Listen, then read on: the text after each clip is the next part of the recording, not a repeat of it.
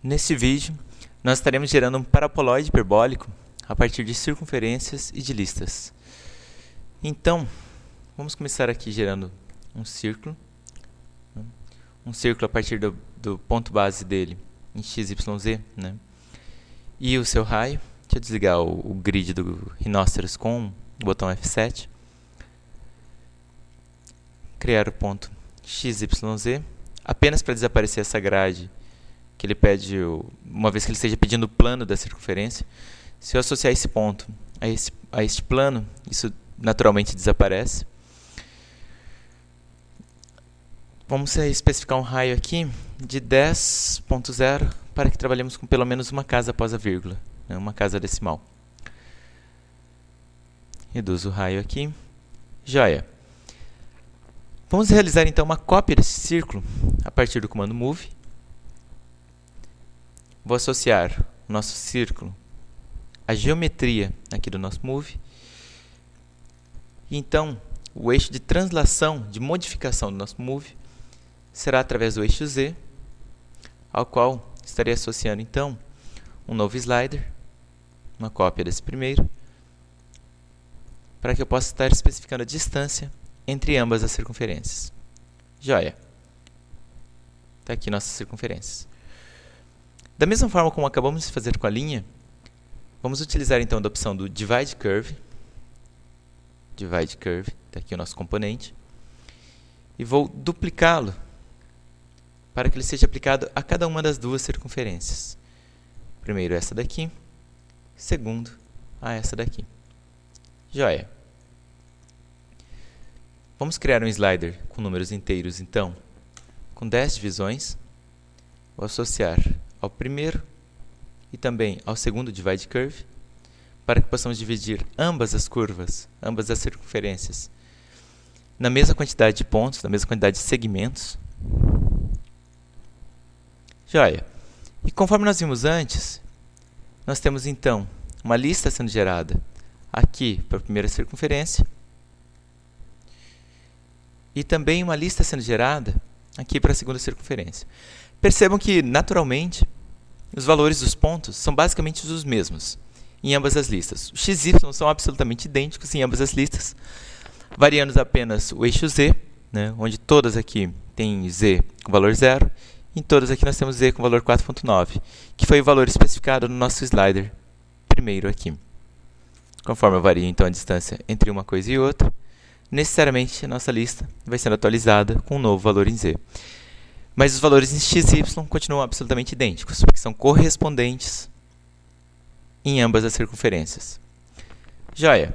Assim sendo, se eu utilizar então de um comando line a partir de 2 pontos e associar os pontos que estão na primeira lista com os pontos que estão na segunda lista, ele vai fazer uma associação direta entre os índices deles.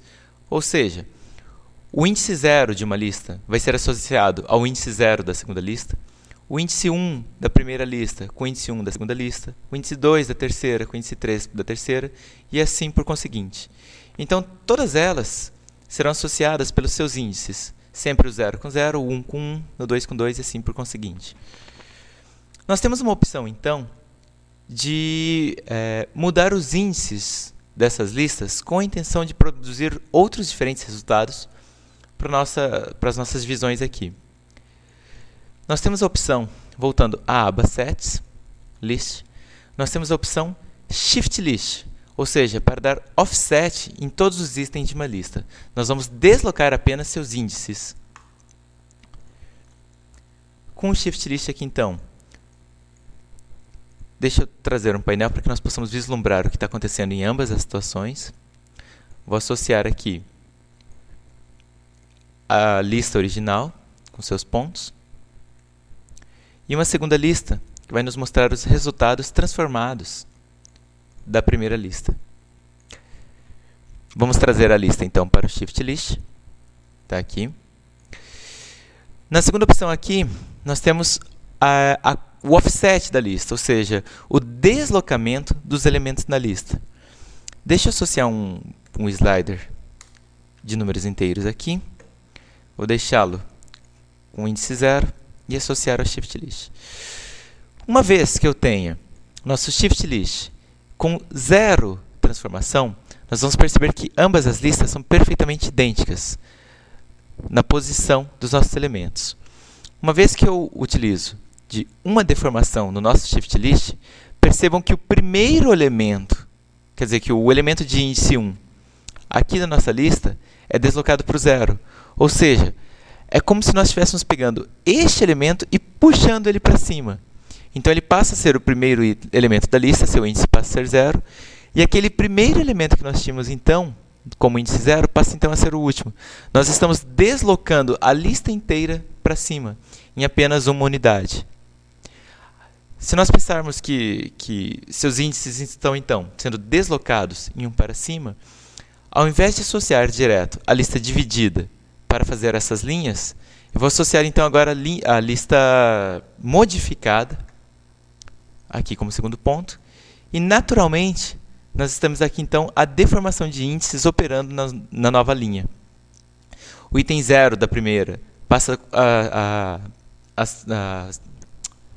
ser associado ao item 1 da segunda, o item 1 da segunda ao item 2 da terceira e assim por conseguinte. Conforme eu modifico o shift list, conforme eu altero a quantidade de índices deformados, necessariamente, então, ele vai produzindo deformações ainda maiores, onde, de repente, o índice 0 está sendo associado ao índice 2 da lista.